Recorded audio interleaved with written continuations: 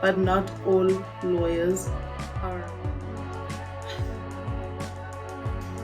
Paper 3, ethics, and paper 4, accounting.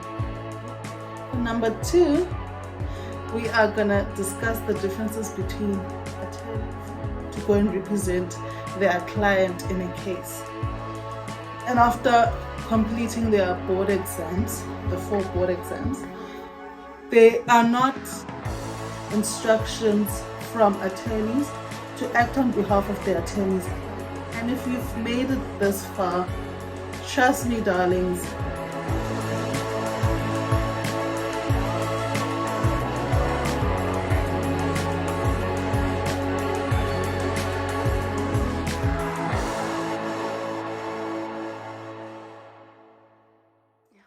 hello guys, welcome to my YouTube channel and welcome to another video. Thank you for tuning in. So my name is Asipentapo.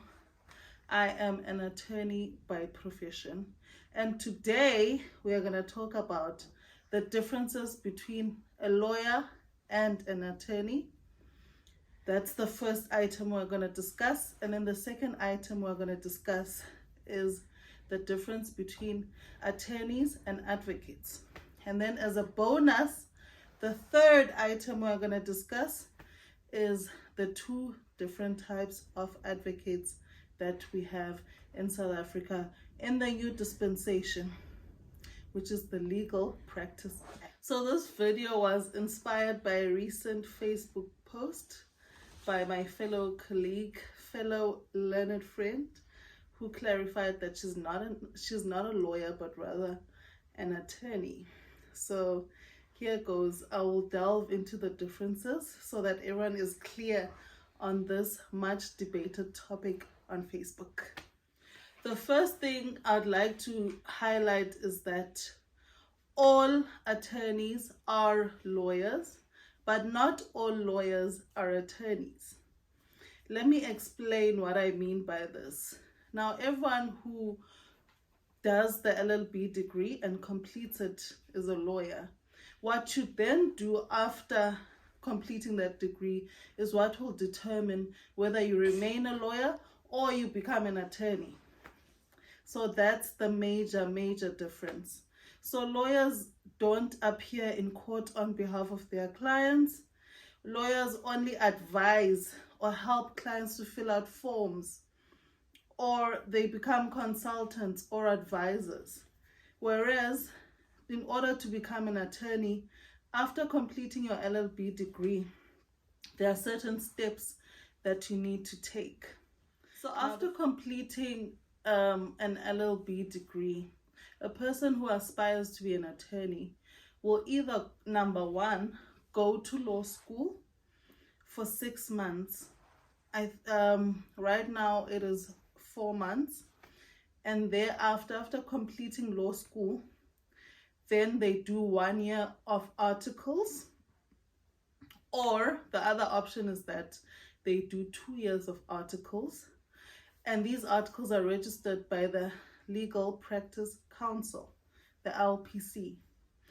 So what happens is a senior attorney or an attorney who has run his practice for more than 3 years can register a candidate attorney or a candidate legal practitioner under their name or firm, and that is that process of articles. During the period of articles, a lawyer intending to be an attorney, or rather a candidate, will then have to write 4 board exams, which is paper 1, court procedures, paper 2, estate, paper 3, ethics, and paper 4, accounting, bookkeeping.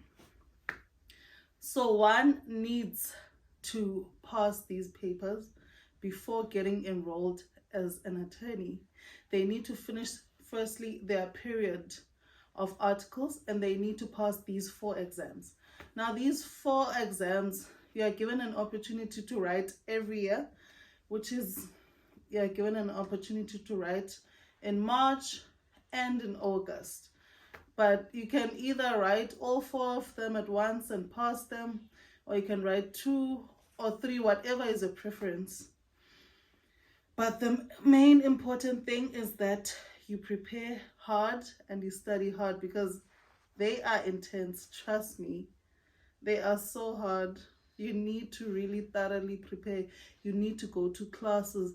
And I find that law school helps you prepare for those examinations, because all the courses you do at law school are in preparation for those 4 board exams. So once a legal candidate, a candidate legal practitioner completes their board exams and their 2 years articles period, or 1 year coupled with law school, they can now then make an application to the LPC, which is the Legal Practice Council, for admission officially as an attorney of the High Court. Now, how they go about this is that they have to draw their papers, which is a notice of motion requesting admission into practice as an attorney, or rather as a legal practitioner. And this notice of motion has a founding affidavit. So what they do is they issue that in High Court at the relevant jurisdiction where they want to be admitted. And what happens is, after issuing their papers, now I'm getting into the details of the process. What they do is that they then send their notice of motion to the LPC for approval. Once approval is granted, they may then set their admission down and go to court on the day, where the judge will give you advice. If the judge is satisfied with your papers, the judge will give you advice on how to go along this journey of becoming an attorney. And then they'll be sworn into oath, and thereafter they will be admitted as attorneys, and they'll receive this blue paper, which is the certificate or a court order confirming that you are enrolled as a legal practitioner or as an attorney of that relevant division. Divisions, we are talking about the different high courts. If you're in Bloemfontein, you'll be admitted there. If you're in Mthatha, you'll be admitted in the High Court of Mthatha. Likewise. For number 2, we are going to discuss the differences between attorneys and advocates. In particular, I'm going to discuss the differences right now between attorneys and referral advocates. Now, the major difference between attorneys and advocates is that the one, after completing an LLB degree, the one goes on to do articles, which is the attorneys, and the advocates, they go to do an apprenticeship called pupillage for 1 year. Okay, so let me get now into the roles of attorneys in relation to advocates. Now, attorneys mainly play the middleman between the public and the advocate, because an attorney takes instructions directly from the public and thereafter instructs advocate via a brief to go and represent their client in a case at the higher courts. The reason behind this is that you have to remember that attorneys write a board exam, which is bookkeeping. So they have to keep or open a trust account, which is audited yearly, because they deal with the general public, whilst advocates take instructions via briefs from attorneys. This is the major difference. What advocates mainly do is argue matters in high court and also give advice, legal opinions and advice in their areas of specialization. Another difference is that advocates, after completing their bar exams, which are written mid-year, and after getting admitted into the bar as advocates, they immediately get their rights of appearance. Yet attorneys, after completing their articles of clerkship and after completing their board exams, the 4 board exams, they are not instantly awarded their rights of appearance. Now, in order for attorneys to get their rights of appearance, they have to do a trial advocacy program, which usually takes place once a year towards the end of the year. It's usually pricey because you have to consider things such as accommodation, transport, and the actual fees, which is more or less 10 grand or 10,000 rand. So after completing that trial advocacy program, you can then apply to the High Court and to the LPC to get your rights of appearance, and thereafter you can represent your clients yourself in any higher court. What admission as an attorney of the High Court is that it automatically awards you rights in the lower court, which is the regional court and the district court, maintenance court, etc. But it does not instantly award you rights into the High Court. So you have to actually apply for your rights of appearance. Now, if you don't wish to go via the trial advocacy program route, or maybe it's too expensive for you, what you'll then have to do is that you'll have to wait for 3 years post-admission in order to be eligible to apply for your rights of appearance in the higher courts.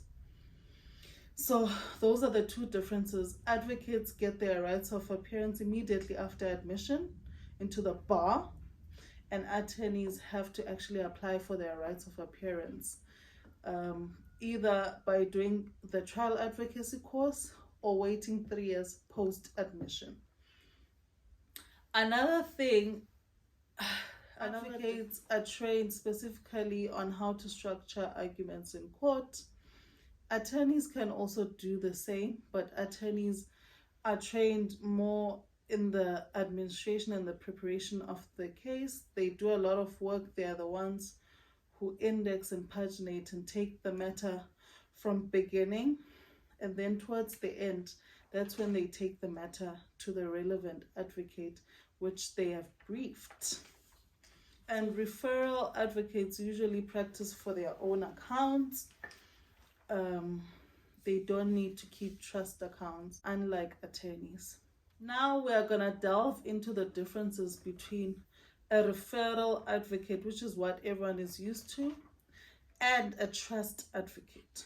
So with the introduction of the LPA, which is the Legal Practice Act, we have seen that the Legal Practice Act has merged the Attorneys Act as well as the Admission of Advocates Act into one. Now they fall under one council, one body of the council, an independent body of the council, and now we are all considered as legal practitioners. With the effect of this act coming along, some rules have changed now, in that now advocates are allowed to take instructions directly from the general public. The attorneys now no longer play the middleman. If an advocate wishes to become a trust advocate, they will need to apply for, say, with the relevant LPC, the Legal Practice Council, and they will need to prepare for and write the attorney's bookkeeping, which is the accounting paper, and they will need to keep a trust account, because now they'll be dealing with the general public. So that's the major difference between a referral advocate and a trust advocate. A referral advocate gets work from attorneys, gets briefed by attorneys, and then represents clients on behalf of the attorneys. in court and argues their matters for them or gives them legal opinions. And a trust advocate, on the other hand, can now communicate directly or liaise directly with the general public. But they need to keep a trust account, because once you're dealing with the public's monies, you know that you have to learn bookkeeping. So that is the short and simple difference. With a referral, they don't have to keep a trust account. They don't have to open or keep a trust account. But with a trust advocate, they need to keep and open a trust account.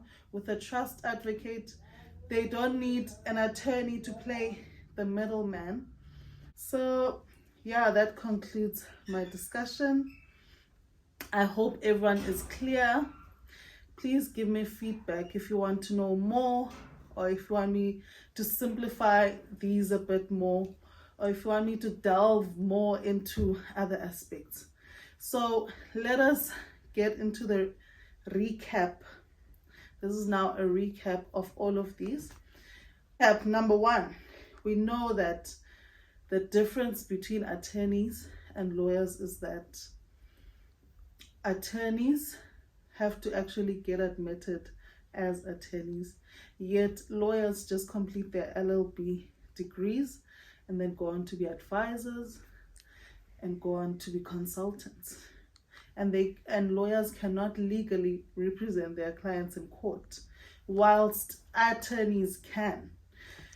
And the point to remember is that all attorneys are lawyers, but not all lawyers are attorneys. And then on the second point, the major difference between advocates and attorneys. Advocates go on to do their apprenticeship, which is called the pupillage, while attorneys go on to do their apprenticeship, which is called articles of clerkship.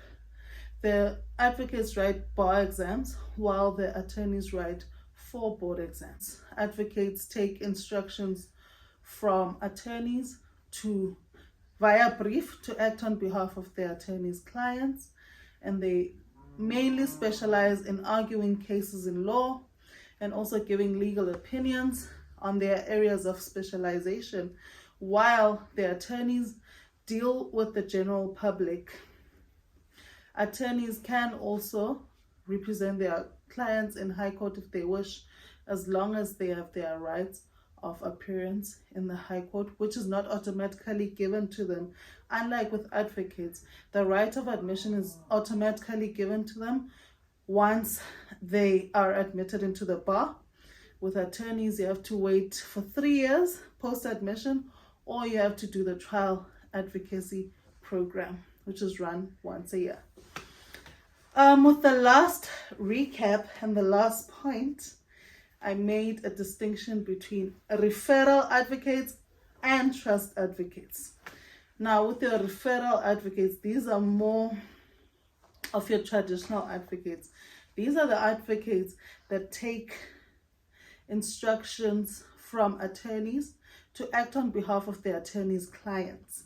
So the attorney in referral advocates plays the middleman, and the attorney in trust advocates does not play the middleman, because now the advocate in trust, where trust advocates are concerned, they take instructions directly from the public, and they have to open a trust account, and they have to complete a bookkeeping training and exams, and there are other legal requirements they have to go through before becoming trust advocates. Let's engage, talk to me. And if you've made it this far, trust me, darlings, you are a star. Thank you very much. I thank you so much for your support. Thank you for watching all the way. Do subscribe, do comment, do like, and do hit that notification bell so that you are notified each time I upload. You don't want to miss this. Watch the space. We are all gonna be legal gurus together, myself included. Thank you.